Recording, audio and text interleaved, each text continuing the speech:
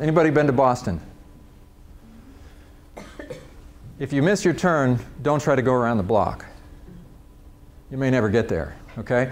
These are the designers of the streets of Boston. You can buy these postcards, and it gives you the history. It basically says, you got this this was Boston in 1775, and it's like, who would design why are things designed the way they are? Because these were originally cow paths. Cows, how do cow paths get formed? Cows take the path of least resistance, and they walk over it, and pretty soon it gets worn. And so when they're ready to put cobblestones down, where do they put the cobblestones? Where the cows have been walking, because it's the easiest thing to do, the path of least resistance. And so, then when the city gets really big and you get millions of people there, it becomes a problem getting people around, and so they have to build subways after the fact and so forth. Repeating the same behavior, expecting a different result, is insanity. Okay? Now, we could say that with the city of Boston, it'd be better to just plow it all down and redesign it, but that's not going to work either. The difference between your mind and the city of Boston is it's easier to rewire your brain than it is to rebuild a city.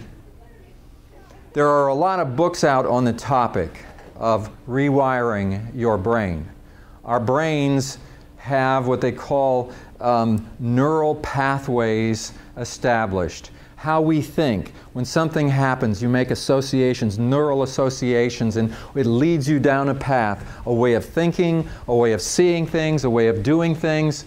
Not too long ago, about 3 years ago, I moved. And I'd lived in the same house for about 8 or 9 years. And I moved 5 blocks away.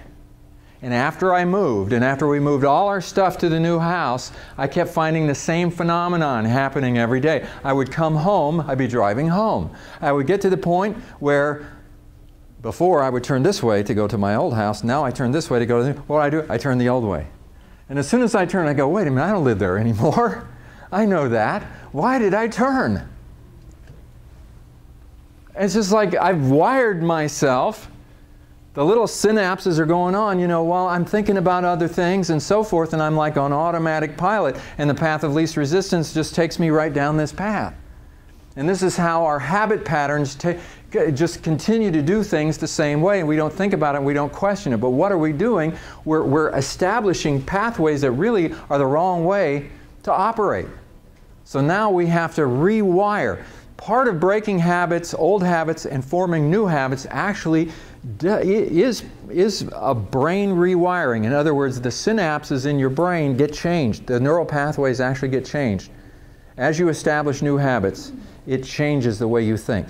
It changes the way you see things, and it certainly changes your behavior. So we're talking about something that's hard to do, but neurologically is very substantial. And as you develop and change habits, develop new habits, those new habits now are the ones that you're going to carry through your life. A lot better than the old ones that you need to get rid of.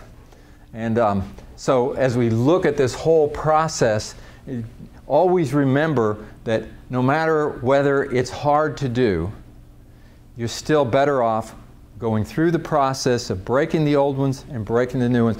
Don't worry about the fact that it's hard. In a lot of cases, if it's not hard to do, it's not worth doing. Challenge yourself.